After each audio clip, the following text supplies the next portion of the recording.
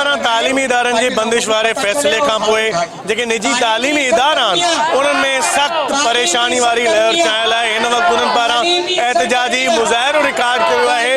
उन्हनि सां गॾु शागिर्दनि जो वॾो अंग बि मौजूदु आहे। उन्हनि सां ॻाल्हि ॿोल कंदासीं त उन्हनि जा कहिड़ा मुतालबात आहिनि। बेरोज़गारी त थींदी सो थींदी, छो त ॾिसो जेसि ताईं टीचर्स न ईंदा त उन्हनि जे पूरे जॉब पे इफेक्ट पवंदो। और सेकेंड शइ इहो माइंड में रखो त ॿारनि जो फ्यूचर तबाह कनि था। हुकूमत खे काइंडली इहो रिक्वेस्ट कंदासीं असां बि त इहो एक्शन न खणनि। ॾिसो पहिरियों ऑलरेडी 8 महीननि जो लॉस थी चुको आहे असांजे ॿारनि खे। हींअर असां ॿार ॾिसूं था ज़ीरो खां खणी हलूं था ॿार खे।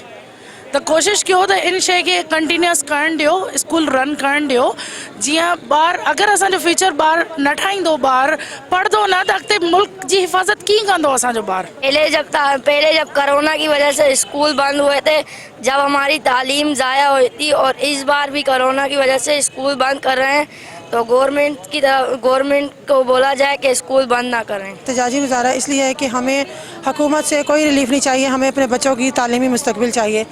बिना किसी ठोस सबूत के 6 करोड़ बच्चों का तालीमी साल ज़ाया करने की हुकूमत की ये मुजरमाना कोशिश हमें काबिल कबूल नहीं है। बरतानिया में 400 डेली अफराद की मौत हो रही है, लेकिन वहाँ पे स्कूल फिर भी चल रहे हैं। ऑफ पाकिस्तान या सिंध हुकूमत जो डिसाइड किया है स्कूलन के बंद करण जो, असां इन खे बिल्कुलु हिकिड़ो ग़लति फ़ैसिलो सम्झूं था। अॼु मुल्क में लखें माण्हुनि जा जेके आहिनि से जलसा थी रहिया आहिनि।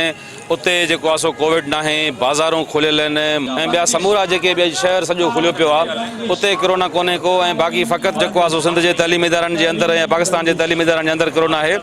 गुज़िरियल सॼे साल खां ॿारनि जो तमामु घणो नुक़सानु थी वियो आहे ऐं प्राइवेट स्कूल हाणे बंदि थियण जी पोज़ीशन में अची विया आहिनि। इन जे करे जेको आहे सो असां इन खे चैलेंज बि कयूं था ऐं असां सम्झूं था त इहो बिल्कुलु पॉलिटिकल फ़ैसिलो आहे, डिसीजन आहे। तालीमी इदारे जिस हद तक SOPs पर अमल कर रहे हैं 2-2.5 माह में, इस बात का एतराफ़ वज़ीर तालीम सिंध ने भी खुद अपने दौरों के दौरान स्कूल के जो दौरे किए गए वहाँ पर SOPs पर भरपूर तरीके से अमल किया जा रहा था।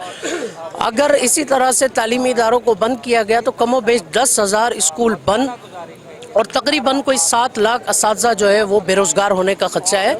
तो सबसे बड़ा जो नुकसान है वो तालीम का है। पहले ही 7 माह और पिछले साल बच्चों को प्रमोट कर दिया गया, ये साल फिर ज़ाया होने की तरफ जा रहा है। जेके नौजवान नस्ल है उनकी तालीम मुतासिर थियण सां गॾु वॾी तादाद में जेका बेरोज़गारी है उहा पैदा थींदी, जंहिं करे जेको नौजवान नस्ल है वो परेशान थियण सां गॾु जेके मुलाज़िम आहिनि उहे पिणु सख़्तु परेशान थींदा। तंहिं करे हुकूमत खे घुर्जे त इहो फ़ैसिलो वापसि वरितो वञे।